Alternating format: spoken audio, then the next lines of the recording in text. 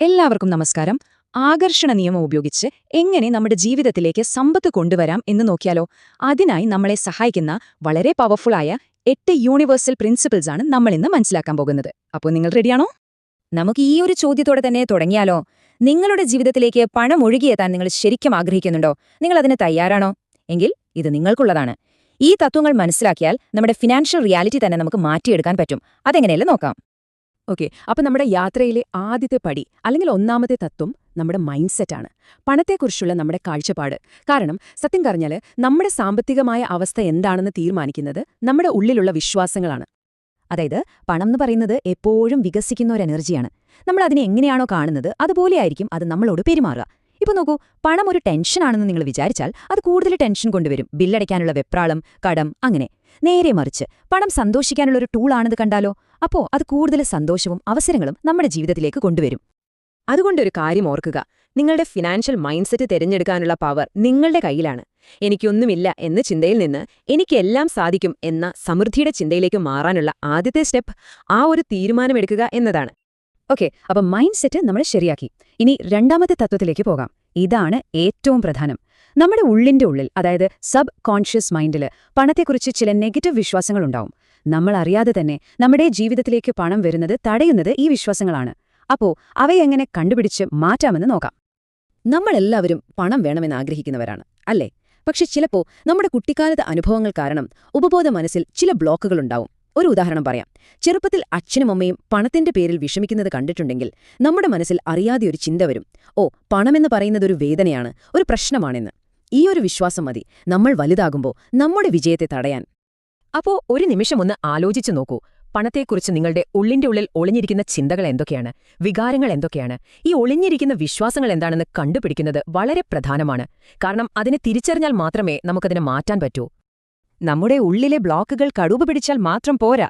അത് കാരണം നമ്മൾ പെരുമാറുന്ന ചില രീതികളുണ്ട്, അതും മാറ്റണം. അതാണ് നമ്മുടെ മൂന്നാമത്തെ തത്വം, ഈ ഒരു വിക്ടിം മൈൻഡ് സെറ്റ് അല്ലെങ്കിൽ ഇര മനോഭാവത്തിൽ നിന്ന് പുറത്തുവരിക. നിങ്ങൾ എപ്പോഴെങ്കിലും ചിന്തിച്ചിട്ടുണ്ടോ, ഷോ, എനിക്ക് മാത്രം എന്താ ഇങ്ങനെ സംഭവിക്കുന്നത് എന്ന്? ഇതൊക്കെയാണ് ആ ഒരു ഇര മനോഭാവത്തിന്റെ ലക്ഷണങ്ങൾ. എപ്പോഴും സാഹചര്യങ്ങളെ കുറ്റം പറയുക, അല്ലെങ്കിൽ നമ്മുടെ പരാജയത്തിന് മറ്റുള്ളവരെ പഴിചാരുക, ആരെങ്കിലും വന്ന് നമ്മളെ രക്ഷിക്കാൻ വേണ്ടി കാത്തിരിക്കുക. ഇതിലേതെങ്കിലും ഒന്ന് നിങ്ങൾക്ക് റിലേറ്റ് ചെയ്യാൻ പറ്റുന്നുണ്ടോ? പേടിക്കേണ്ട, ഇത് തിരിച്ചറിയുന്നതാണ് മാറ്റത്തിലേക്കുള്ള ആദ്യത്തെ സ്റ്റെപ്പ്. അപ്പോ നമ്മൾ ചെയ്യേണ്ട ഏറ്റവും പ്രധാനപ്പെട്ട കാര്യം ഇതാണ്. നമ്മുടെ ജീവിതത്തിന്റെ, നമ്മുടെ സാമ്പത്തിക അവസ്ഥയുടെ 100% ഉത്തരവാദിത്വവും നമ്മൾ തന്നെ ഏറ്റെടുക്കുക. മറ്റുള്ളവരെ കുറ്റം പറയുന്നത് നിർത്തി നമ്മുടെ പവർ തിരികെ പിടിക്കുക. കാരണം നിങ്ങളൊരു ഇരയല്ല, നിങ്ങളുടെ ജീവിതം ഉണ്ടാക്കിയെടുക്കുന്ന ക്രിയേറ്ററാണ്. ഓക്കെ, അപ്പം ആ ഒരു പവർ നമ്മൾ തിരിച്ചെടുത്തു. ഇനി നമ്മുടെ എനർജി ലെവൽ മാറ്റാൻ സഹായിക്കുന്ന കുറച്ച് പവർഫുൾ ടെക്നിക്കുകളിലേക്ക് കടക്കാം. ഇതിലെ നാലാമത്തെ തത്വം എന്ന് പറയുന്നത് നന്ദി പറയുന്നതിന്റെ, ഗ്രാറ്റിറ്റ്യൂഡിന്റെ ശക്തിയാണ്. നമ്മുടെ ശ്രദ്ധയില്ലേ, അതൊരു മാഗ്നിഫൈയിങ് ഗ്ലാസ് പോലെയാണ്. നമ്മൾ എന്തിലാണോ ഫോക്കസ് ചെയ്യണത് അത് നമ്മുടെ ജീവിതത്തിൽ വലുതായിക്കൊണ്ടിരിക്കും. എനിക്കൊന്നുമില്ല എന്ന് ചിന്തിച്ചുകൊണ്ടിരുന്നാൽ ആ ഇല്ലായ്മ കൂടും. പക്ഷെ നമ്മുടെ കയ്യിലുള്ള ചെറിയ കാര്യത്തിന് പോലെ നന്ദി പറയാൻ തുടങ്ങിയാൽ കൂടുതൽ സമൃദ്ധി നമ്മളിലേക്ക് ഒഴുകിയെത്തും. അതാണ് ഗ്രാറ്റിറ്റ്യൂഡിന്റെ ഒരു മാജിക്. അപ്പോ ഇതെങ്ങനെ പ്രാക്ടീസ് ചെയ്യാം? സിമ്പിളാണ്. എല്ലാ ദിവസവും രാവിലെ എഴുന്നേൽക്കുമ്പോൾ നിങ്ങൾ നന്ദിയുള്ള കുറച്ച് കാര്യങ്ങൾ മനസ്സിൽ പറയുക, അല്ലെങ്കിൽ ഒരു ബുക്കിൽ എഴുതി വെക്കുക. നിങ്ങളുടെ കയ്യിലൊരു സേഫ്റ്റി പിൻ ആണെങ്കിൽ പോലും അതിനും നന്ദി പറയുക. ഇനി അഞ്ചാമത്തെ തത്വം, അത് ഈ സ്ലൈഡിലെ അവസാനത്തെ പോയിന്റാണ്. നമ്മൾ പോസിറ്റീവായ, വിജയിച്ച ആളുകളുടെ കൂടെ സമയം ചെലവഴിക്കുക. കാരണം നമ്മുടെ കൂടെയുള്ളവരുടെ എനർജി നമ്മളെയും ബാധിക്കും. അതുകൊണ്ട് എപ്പോഴും നിങ്ങളെ പ്രചോദിപ്പിക്കുന്ന, സമൃദ്ധിയെക്കുറിച്ച് സംസാരിക്കുന്ന ആളുകളെ ഫ്രണ്ട്സാക്കുക. ഓക്കെ, നമ്മുടെ കൂടെയുള്ളവരെയും ശരിയാക്കി. ഇനി നമ്മുടെ സബ് കോൺഷ്യസ് മൈൻഡിനെ നേരിട്ട് റീപ്രോഗ്രാം ചെയ്യാനുള്ള സമയമാണ്. അതാണ് നമ്മുടെ ആറാമത്തെ തത്വം, സ്ക്രിപ്റ്റിംഗ്. ഇത് വളരെ പവർഫുള്ളായ ഒരു ടെക്നിക്കാണ്.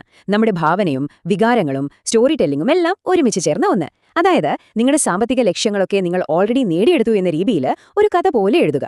അങ്ങനെ ചെയ്യുമ്പോൾ നിങ്ങളുടെ ഉപബോധ മനസ്സിന് നിങ്ങളൊരു പുതിയ റിയാലിറ്റി കൊടുക്കുകയാണ്. ഇത് ചെയ്യേണ്ടത് ഇങ്ങനെയാണ്. നിങ്ങളുടെ കഥ ഇപ്പോഴാണ് നടക്കുന്നത് എന്ന രീതിയിൽ എഴുതുക, പ്രസന്റ് ടെൻസിൽ. ഉദാഹരണത്തിന്, ഞാൻ എന്റെ പുതിയ കാർ ഓടിക്കുന്നു. പിന്നെ അതിൽ നല്ല ഡീറ്റെയിൽസ് കൊടുക്കണം. ആ കാറിന്റെ പുതിയ മണം, സീറ്റിൽ തൊടുമ്പോഴുള്ള ഫീൽ, എഞ്ചിന്റെ ശബ്ദം എല്ലാം. അതോടൊപ്പം സന്തോഷം, എക്സൈറ്റ്മെന്റ്, നന്ദി, ഈ ഫീലിംഗ്സ് എല്ലാം ആ എഴുത്തിൽ കൊണ്ടുവരണം. എന്നിട്ട് എല്ലാ ദിവസവും ഇത് ഉറക്കെ വായിക്കണം. ആ നിമിഷം ശരിക്കും ജീവിക്കുന്നത് പോലെ ഫീൽ ചെയ്യണം. ഇത് നിങ്ങളുടെ സബ് കോൺഷ്യസ് മൈൻഡിൽ ആഴത്തിൽ പതിയും. നമ്മുടെ ഏഴാമത്തെ തത്വം എന്താണെന്ന് ബുദ്ധന്റെ ഈ വാക്കുകൾ വളരെ കൃത്യമായി പറയുന്നുണ്ട്. സിമ്പിളായി പറഞ്ഞാൽ നമ്മുടെ ചിന്തകളും വികാരങ്ങളും ഒക്കെ ഒരു കാന്തം പോലെയാണ്.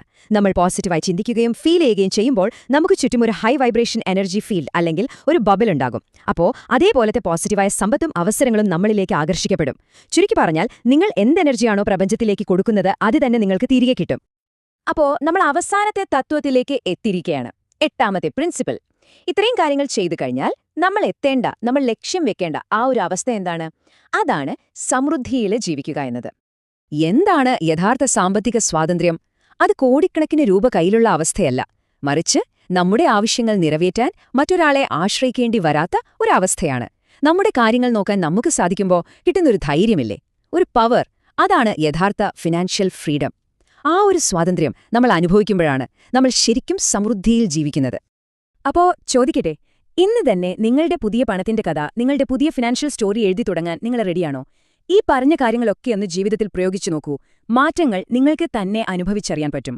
ഒരു കാര്യം മാത്രം ഓർക്കുക, നിങ്ങളുടെ ചിന്തകൾ മാറുമ്പോൾ നിങ്ങളുടെ ജീവിതം മാറും.